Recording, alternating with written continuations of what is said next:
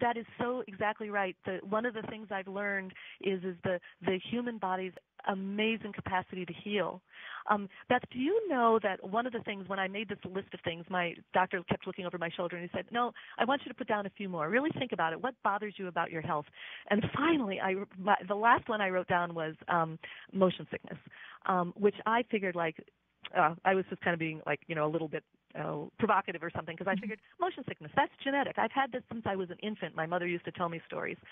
Do you know that after about 3 or 4 months on this diet that was healthy for me, I no longer get motion sick, and it was Fantastic. and it was probably because, when I told my doc the story, he said, "Oh yeah, probably something that was causing you inflammation was probably inflaming your inner ear, and that's Ah, gone now." right. Well, Um, Elisa, we're going to take a short break, and we come back. I want to talk more about your health and the changes that you've made, and maybe you can make some recommendations to people when we come back. Okay, we'll be right back. Welcome back. I'm speaking with Elisa Gravitz, Executive Director of Green America, which is the creator of the Green Festival in San Francisco, coming here on November 6th and 7th. We're speaking to you from the beautiful studios in San Francisco at Green 960. For podcasts of this show, go to yoursupernaturallife.com. So, Elisa, tell us what day and time you're going to be speaking. So I'm going to be speaking at the San Francisco Green Festival on Saturday, November 6th at 4 o'clock. Great. And I just welcome everyone to come to the entire Green Festival and learn what you can do for your own health, for your environment. And it's a festival. Have fun. We have great organic food. We have music. You can do all your holiday shopping because there are over 350 green exhibitors there that we have screened for their social and environmental responsibility so that there's no greenwashing. They're the real deal. That's excellent. I'm also speaking the same day at 12:30, and I'm going to be talking about 3 steps to a green, clean, and healthy home. And so if people want to buy tickets, they can go to greenfestivals.org. Is that the best place? Yep, greenfestivals.org, and you'll see all kinds of great things. If you're a volunteer for local organizations, you're welcome to come free and let us know. We think it's very important to support all the people that are doing good work in their community. If you bike or ride mass transit, you get a $5 discount. It's only $15 for the entire weekend.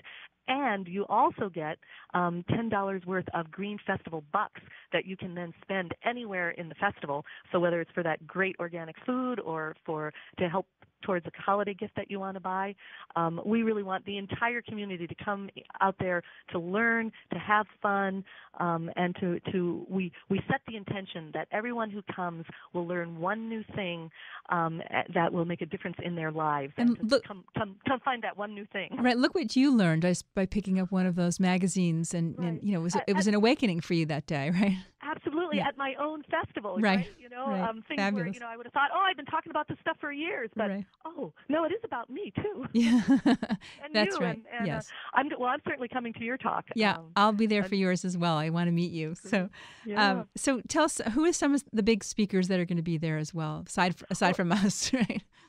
Well, some of the people I'm really looking forward to hearing is Amy Goodman is going to be there. Mm-hmm. Starhawk is going to be there. John Perkins, who talks about this from a big system perspective, about what's happening with corporate America and how they're doing in our health and our environment and our well-being. Let's see. Bill McKibben is going to be there. He's the fellow who just ran the 10-10-10 Mm-hmm. for climate change, where he encouraged everyone to get into their communities and do something to either educate or stop the climate change disasters. And he's going to come and tell that story about how he went to the White House and first they said, no, we won't put solar on. And then they Mm-hmm. said, they called him back a few days later and said, oh, well, you know what? Maybe we will put solar on our White House. So there's going to be an eco-fashion show. There's a music stage. There's just a great area for kids where there's going to be, you'll get to see reptiles. There'll be activities all day, every day for kids and their parents and their grandparents. They're going to be doing a big trash mashup. They're going to take things that would have otherwise gone into the trash, and they're going to be making some wonderful trash sculptures. Fantastic. And learn it's just a great place also just to shop. There's local green businesses there, and organic, non-toxic products. I just love finding new stuff whenever I go. Oh, well, I always do all my holiday shopping there, but I have found, I have to admit, some fantastic things for myself as well. Some great organic and raw foods that are there. I found one of my favorite things ever. I do like a little bit of sparkly water. Maybe put a little bit of lemon with it in a little bit of sparkly water, and you can buy a device that you can make your sparkly water, and so that means you can filter your own water and know exactly what's in that water, and you can also save all that plastic because you're no longer buying plastics, bottles at the store, and so you're saving on waste, you're saving on transportation of all that water being transported around on trucks. So there's all kinds of just super products. It's great. Yeah, I'm looking forward to it again. I've been going for years. So let's just get back a little bit to your. So this is the topic of your talk on Saturday the 6th at 4. Can you give our listeners a little preview? Like, can you give us some tips that people can do to feel better? Absolutely. Yeah, okay. So here's what I'll be talking about. I'll be starting with the fact that you can feel better. Your body has an amazing ability to heal. Everyone can feel better. So just to know that you can feel better. Then we'll start with what I call the 7 stressors on your body and your environment, and how to start relieving those stress, because every time you take a stress off your body can heal better. So we'll start with the food that you eat and how you can make some changes in your diet that are going to help your body feel better and be good for the environment too. We're then going to next go, the second level of stress is the environmental stress in your own home, how we can get the toxins out of our homes, and again, say no to the toxins and yes to the good healthy stuff, and how your home is going to smell better and feel better, and it's going to be decluttered, and you're going to just be completely happier.